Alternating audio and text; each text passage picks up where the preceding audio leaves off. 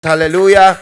And you may now take your seats, mga kapatid. So pagpapatuloy po natin ang pag-aaral natin tungkol sa kalikasan ng ating Panginoon, in particular, the theophanies, praise God, hallelujah, of our Lord God. Pinag-aralan po natin noong nakaraang linggo na ang ating Panginoon, in particular sa Old Testament, ay nagkaroon po ng mga manifestations kapag kinakailangan niya pong makita siya ng mga tao.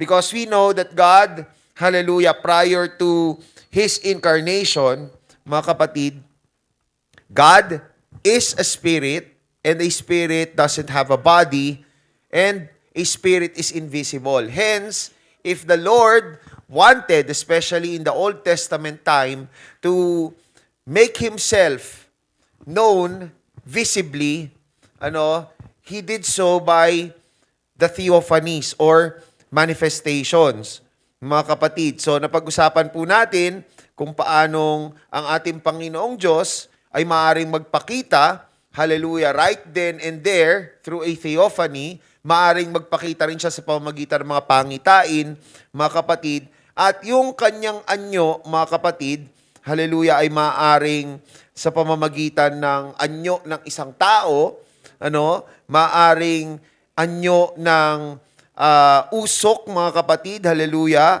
or ulap, apoy, mga kapatid, kagaya po ng kanyang pagmamanifest kay Moses, praise God. And take note, mga kapatid, hallelujah, naroon din na napag-usapan natin last Sunday, kung paano, mga kapatid, yung na-meet ni Joshua, yung nagpakita kay Joshua na lalaki na mayroong tangang tabak, na nagpakilala bilang captain of the host of the Lord. That's in Joshua chapter 5, verses 13 to 15. So, many think, mga kapatid, hallelujah, that that's also a theophany. Na yung lalaki na yun na may hawak na espada ay maaring isa ring theophany or manifestation ng ating Panginoon. Dahil nabanggit, mga kapatid, na si Joshua ay nag-worship, nung ma-meet niya yon, at hindi naman ni-rebuke nung lalaking yon si Joshua. Kasi otherwise, if that man was captain of the host of the Lord, so that man is subject to the authority of God. So natural, kung nakita niya na sumamba sa harap niya si Joshua, dapat ni-rebuke niya si Joshua. Pero hindi yun nangyari. So kaya merong isang pananaw, mga kapatid, na maaring theophany iyong lalaking yun. Pagmamanifest ng ating Panginoong Diyos. Meron din naman na isang view, mga kapatid, na maaring hindi naman yung lalaki mismong yon, yung winworship ni Joshua, kundi yung kalwalhatian ng Diyos, na nagniningning sa pamamagitan noong lalaking may hawak na tabak. Now let's talk about, mga kapatid, the angel of the Lord. Kaya binasa natin kanina yung pagkabanggit sa angel of the Lord, in particular sa Genesis chapter 16 verses 7 to 13. There's also a view, mga kapatid, that some of the numerous appearances of the angel of the Lord in the Old Testament appear to be theophanies. Tandaan natin, mga kapatid, iba natural ang anghel sa ating Panginoong Diyos. Ang mga anghel ay nilalang ng ating Panginoon.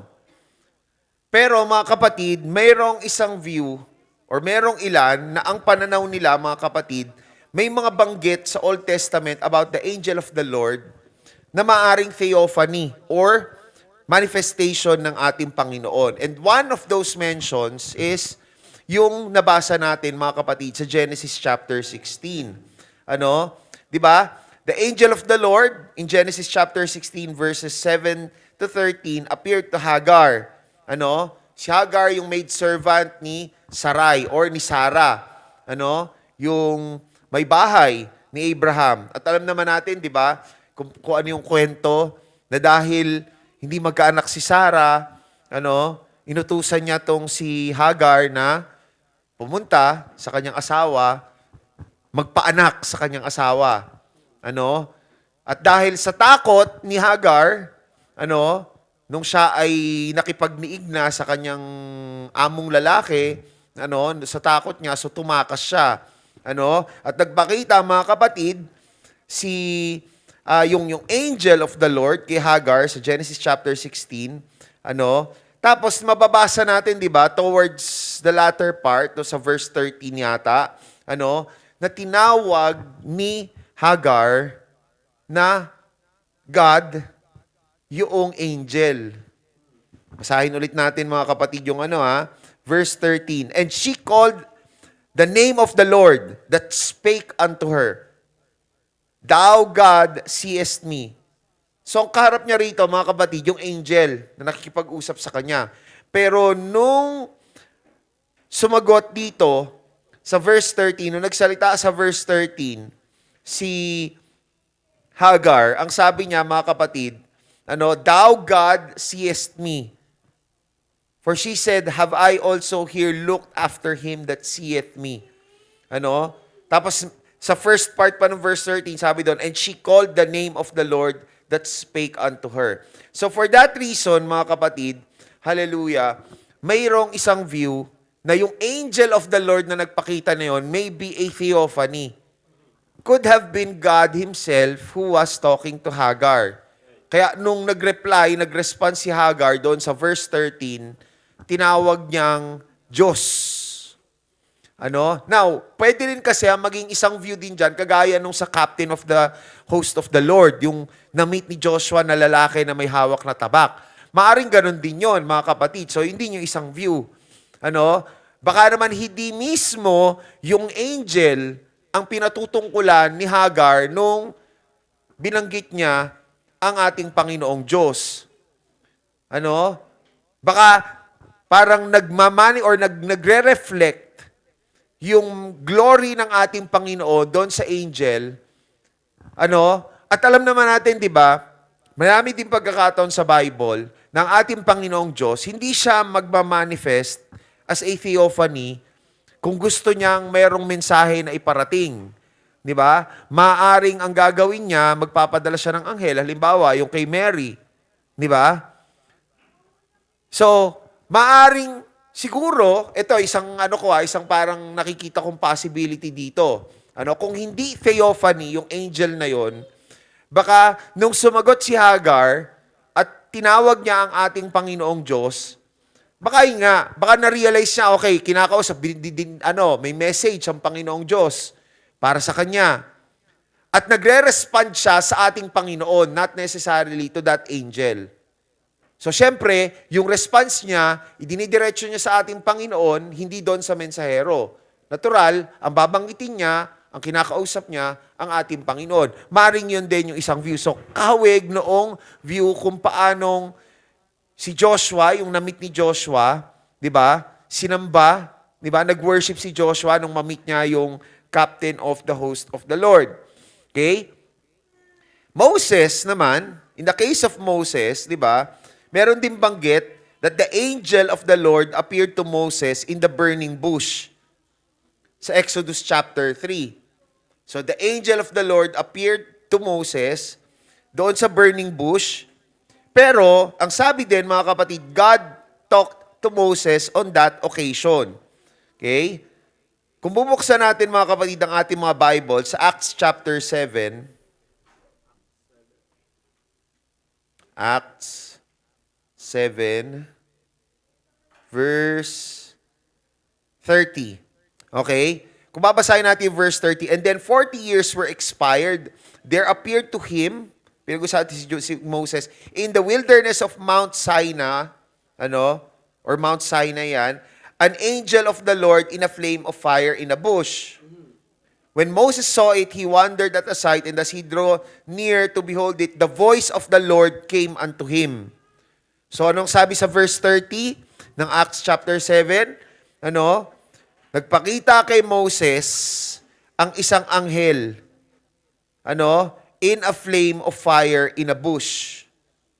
Pero nung nakita daw ni Moses yon, at namangha si Moses at nang lumapit siya doon, boses ng Panginoon yung narinig niya. Ano daw ang sabi? Verse 32, saying, I am the God of thy fathers, the God of Abraham and the God of Isaac, the God of Jacob. Then Moses trembled and durst not behold. Then said the Lord to him. So, ang kausap na ngayon, nagpakita, ang nakita, di umano, babasa natin dito sa Acts chapter 7, sa burning bush, ay anghel ng Panginoon. Okay? Pero, boses ng Panginoon, yung narinig ni Moses, okay? At ang kausap na ni Moses ay ang ating Panginoong Diyos. Alright? So, malinaw doon sa mga verses na yon. Ano? So, makikita natin mga kapatid na yung mga banggit na angel of the Lord ay maaari nga na manifestation ng ating Panginoon. Exodus chapter 13 verse 21 says, the Lord went before Israel in a pillar of cloud, while Exodus 14 verse 19 says, the angel of God was with the pillar of cloud. So sa Exodus 13, ang banggit mga kapatid, ng ating Panginoon nagmamanifest and He went before the nation of Israel as a pillar of cloud. Pero sa Exodus 14, mga kapatid, ang binabanggit na doon, pertaining to the pillar of cloud, ay nandun din yung angel of the Lord. Okay? Now, the angel of the Lord appeared to Israel as well in Judges chapter 2, verses 1 to 5. So, Moses sa Old Testament, mga kapatid, sa Judges chapter 2, verses 1 to 5, and spoke as God. So, mukhang may mga pagkakataon, mga kapatid, na anghel, yung nagpapakita, pero ginagamit ng ating Panginoong Diyos yung anghel para yung tinig niya ay marinig ng kausap niya, nung gusto niya kausapin. Ano? Para sigurong mga kapatid, imagine ninyo kung halimbawa, ganito, I think wala ring pinagkaiba kapag merong nag-speak in tongues. Diba? Tapos merong, translation ng speaking in tongues. Diba? Hindi mismo ang ating Panginoon yung nagsasalita, pero yung mga lumalabas sa bibig ay galing sa ating Panginoon. Diba? Although dito, the angel of the Lord, yung banggit dito sa Old Testament verses na binaaral natin ngayon, yung banggit dito, yung angel of the Lord, nagpakita, tapos tinig ng ating Panginoon yung naririnig nung kausap ng ating Panginoon. Like si Moses, and apparently si Hagar, Judges chapter 6 verses 11 to 24 describes the appearance of the angel of the Lord to Gideon. So nagpakita yung angel of the Lord kay Gideon, and then says the Lord, look on Gideon. So nagpakita ang anghel ng Panginoon kay Gideon, pero in the same chapter of Judges, nandun din na sinabi na yung Panginoon ay nakatingin kay Gideon. Again, the angel of the Lord appeared to Manoah sa Judges chapter 13 and his wife, and they believed they had seen God. So, anghel ang nagpakita kay Manoah at sa kanyang asawa, at ang banggit din doon sa verses na yon, si Manoah at ang kanyang may bahay, ang paniwala nila ay, ang nakita nila ay ang ating Panginoong Diyos. Now, other visitations of the angel of the Lord do not indicate whether they were manifestations of God Himself or not. Although frequently, people assume that they were. Siguro dahil first time makakita ng anghel. Diba? Baka ang immediate impression is ang nakita nila ay ang ating Panginoong Diyos mismo. Nandun nga rin yung possibility na yon. Kaya nga, di ba, kagaya nung balikan natin ulit for a while, yung sa case noong na-meet ni Joshua, na nagpakilalang captain of the host of the Lord. Di ba? Sumamba si Joshua nung ma-meet niya yon. Yung nagpakilalang captain of the host of the Lord. Maaari, mga kapatid, na mismong Diyos yung nagmamanifest nung time na yun, or, yun nga, namangha si Joshua sa maningning na itsura nung kaharap niya at hindi niya mapigilan na makita ang kalwalhatian ng ating Panginoon, kaya siya napasamba. Okay? So, maaari nga rin na yung mga pagpapakita ng anghel, sa Bible, ay napaperceive or nagkakaroon ng impression, at least immediate impression, mga kapatid, yung mga nakakakita sa anghel, na ang nakita na nila ay Diyos mismo. For instance, mga kapatid, the appearances to Abraham at Mount Moriah and to Balaam, in Genesis chapter 22, verses 11 to 18, and Numbers chapter 22, verses 22 to 35. There are instances in the Bible, when the angel of the Lord is clearly not a manifestation of God. May mga pagkakataon na banggit sa Bible, mga kapatid, about the angel, of the Lord, na sigurado na hindi ito theophany, hindi ito manifestation ng ating Panginoon. Kung hindi, hiwalay na spiritual being. Okay? Halimbawa, mga kapatid, yung pagpapakita ng anghel kay David at yung pagpapakita ng anghel kay Zechariah, sa 2 Samuel chapter 24 verse 16, 1 Chronicles chapter 21 verses 15 to 30, tapos yung kay Zechariah chapter 1 verses 8 to 19. The angel of the Lord in the New Testament, apparently is nothing more than an angel and certainly is not Jesus Christ. Ano tinutukoy natin dito? Yun nga, yung nag-send ng message kay Mary, di ba? Yun talaga, anghel yun. Hindi pwedeng mapag-isipan pa natin na maaaring manifestation ng Panginoon yun.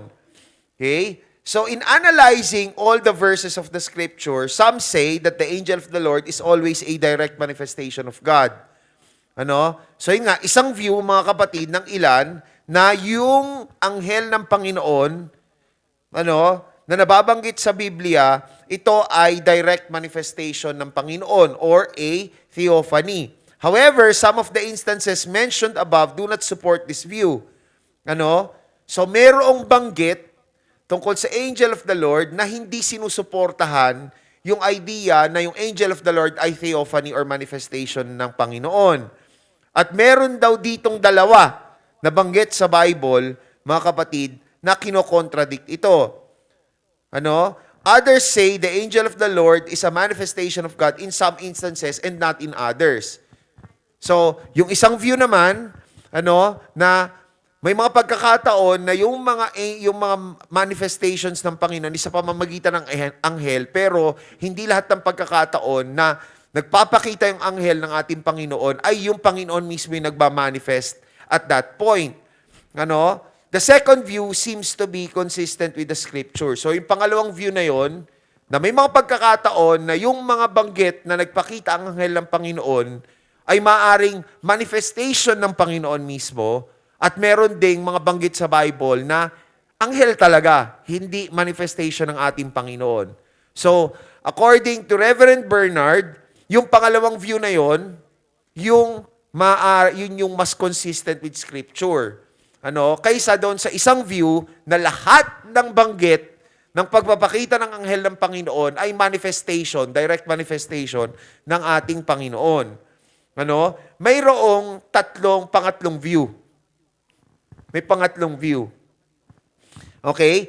A third view, however, is that the angel of the Lord is never the Lord, but always a literal angel. So, yun naman yung pangatlong view. Kumbaga parang, kung yung unang view, yung pagbanggit na nagpakita ang anghel ng Panginoon ay yun daw ay manifestation palagi ng ating Panginoon.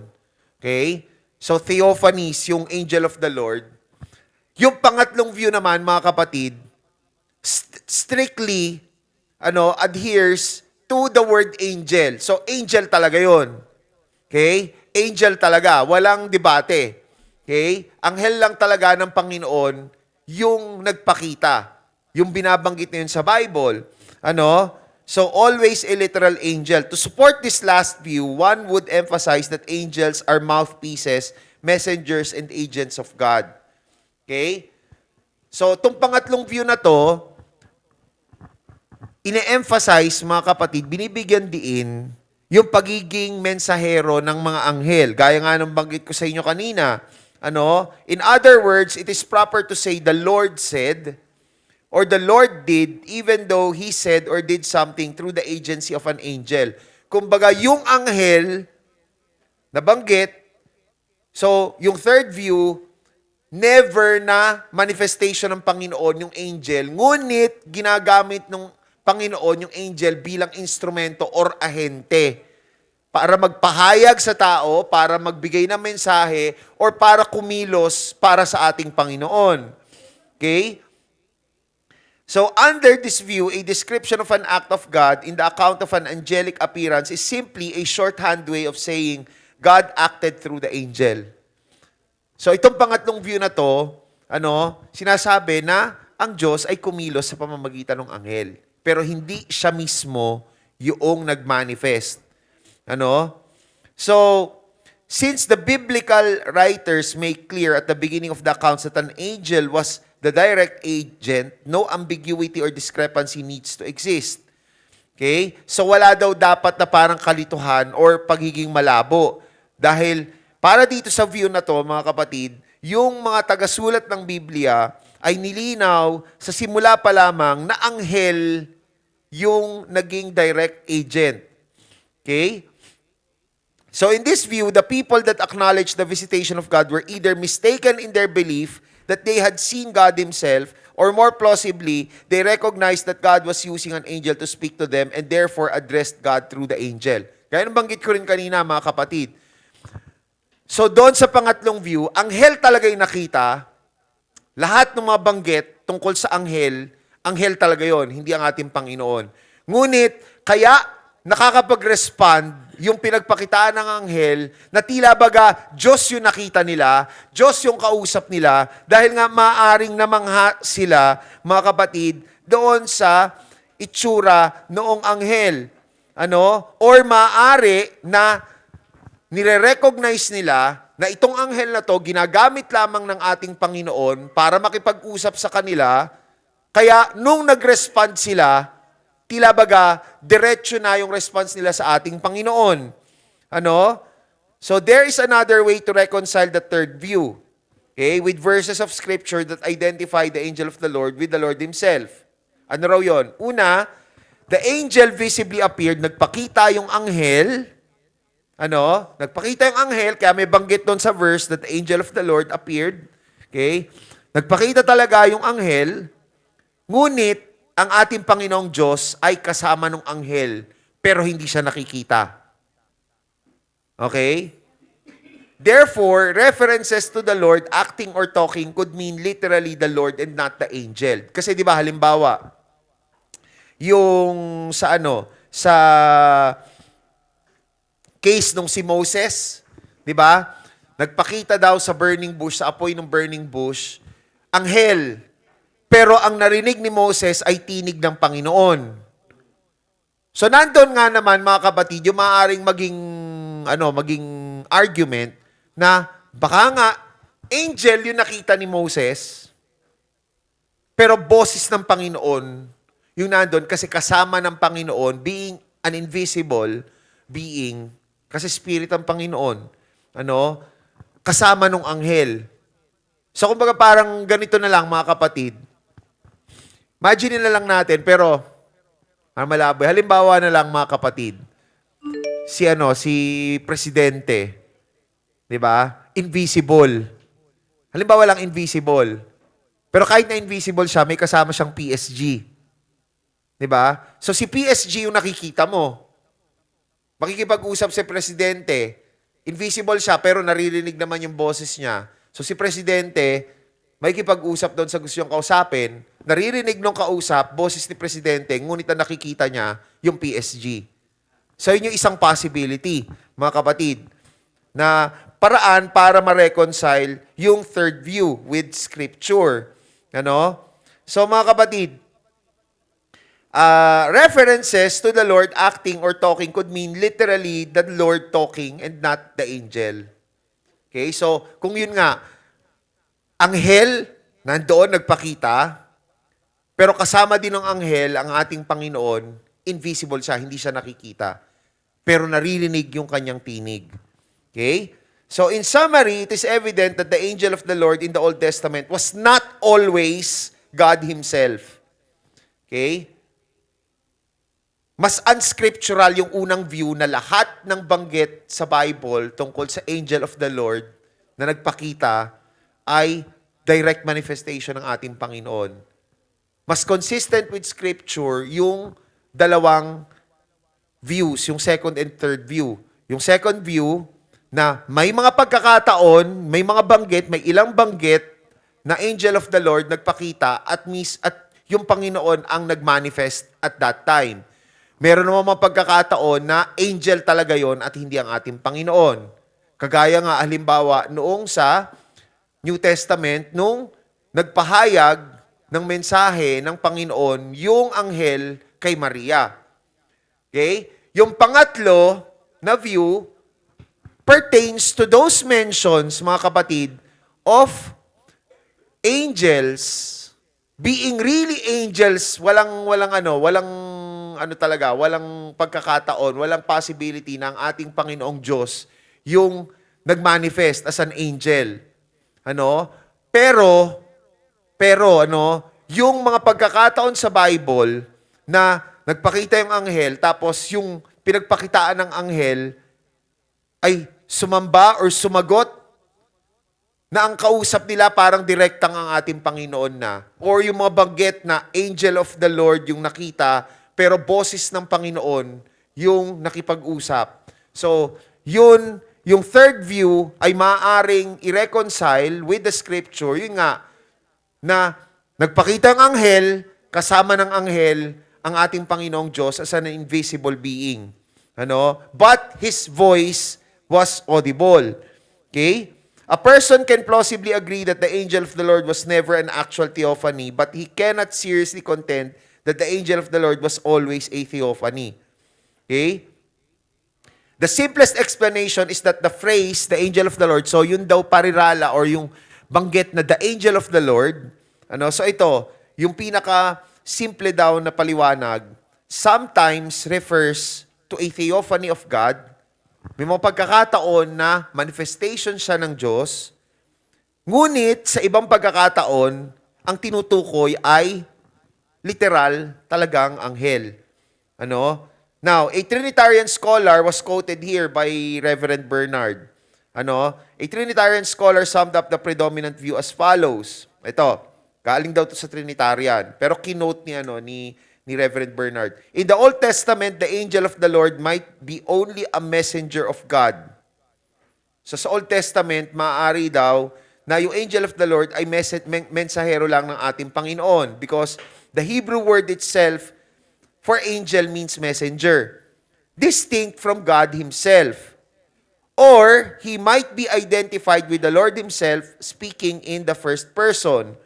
It is typical of Old Testament theophanies that God cannot be sharply drawn.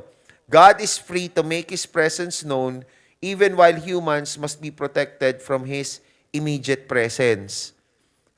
Kasi nga 'di ba, walang pwedeng makakita sa buong kalwalhatian ng ating Panginoon. 'Di ba? Sinabi yan ng ating Panginoon mismo kay Moses. Okay? So, tayo, paano natin anong view ang dapat nating i-take diyan? So, I believe the most consistent with Scripture is may mga pagkakataon na yung banggit na angel of the Lord ay manifestation ng ating Panginoon. At meron din mga pagkakataon na angel lang talaga. Walang manifestation ng Panginoon. Kasi kung tutuusin, yung view na, yung sa third view, di ba, na angel talaga, pero tinig ng Panginoon yung narinig kasi, di ba, kasama ng Panginoon yung anghel, pero invisible si Lord. In that case, mga kapatid, nagmanifest pa rin ang ating Panginoon. Di ba?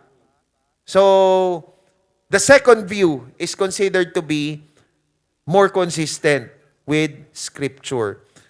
So medyo nagiging theological ang usapan natin dito mga kapatid, Pero tutulungan tayo ng ating Panginoon na lalo nating maunawaan ang mga bagay-bagay na ito dahil habang lalong lumalalim ang pagkakilala natin sa ating Panginoon, ay lalo ring lumalalim at tumatatag ang pag-ibig, ang pananampalataya, at ang pag-asa natin sa ating Panginoon. Amen po? Palakpakan po natin ang ating Panginoon. Thank you, Jesus. And we will continue this study next Sunday. Amen? Tayo po'y magsitayo in the interest of time. Hallelujah. So dito po nagtatapos ang ating Sunday School session for today. If you have questions, please reserve them for next Sunday. And we will also pray over the offerings that we will give to our Sunday School ministry as we end our session. Thank you, Jesus. Hallelujah. Maraming salamat po aming Panginoong Jesucristo sa pagkakataon ng pinagkaloob mo sa amin upang kami ay makapag-aral ng iyong mga salita at makapag-aral tungkol sa iyong mga manifestations o sa iyong theophanies. Lord, nawa ay patuloy mong buksan ang aming mga puso at isipan at nawa ang iyong banal na mga salita at ang iyong banal na espiritu ang siyang magdulot upang anuman na aming ikikilos, Panginoon, hallelujah, na may kinalaman sa aming pagkakilala sa iyo, ay maging naaayon palagi sa iyong kalooban, maging naaayon sa iyong katotohanan, Panginoon. At nawa, Panginoon, pagpalain mo ang bawat isang nakatanggap ng makalangit na kaunawaan ng iyong mga salita, ng iyong mga aral sa mga sandaling ito. At nawa, gayon din, Lord Jesus, hallelujah, ay pagpalain mo pong patuloy ang aking mga kapatid na nagpapagamit sa gawain ng Sunday School Department sa pamamagitan ng kanilang mga kaloob. Panginoon, ibalik mo po mga pagpapalang ito ng siksik-liglig at tumaapaw at gamitin mo po ang mga kaloob, Lord Jesus, para sa lalong ikaayos ng gawain ng Sunday School Department. Nawa, Panginoon, ihanda mo kami sa gagawin naming serbisyo sa umagang ito at wala kaming ibang itataas, pupurihin at sasambahin kundi tanging ikaw lamang. Ang tanging karapat-dapat sa lahat ng mga ito, aming Panginoong Jesucristo. Lord Jesus, hallelujah, we give you back all the glory, honor, and praise in your most precious, the sweetest name of all, in the name of Jesus. Amen and amen. Thank you, Jesus. Hallelujah. God bless us all po mga kapatid. Let's give our offerings for the ministry of the Sunday School Department. We will have a short break after which we will immediately proceed to our divine worship service. God bless us all po mga kapatid.